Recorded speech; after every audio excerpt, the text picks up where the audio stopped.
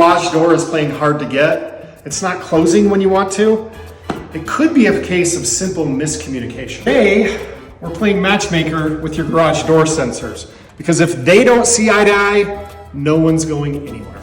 First up, let's find those shy little sensors at the bottom of the garage door tracks. Yes, those are the peepers we're talking about. They should be facing each other, longing for a commit. If they're giving each other the silent treatment, you can gently adjust them until the eyes meet. It's like setting your friends up on a blind date, but less awkward.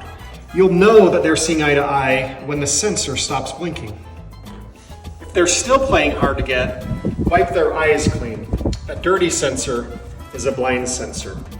If they're still not falling in love, call in a relationship counselor, AKA SilverBack Home Warranty.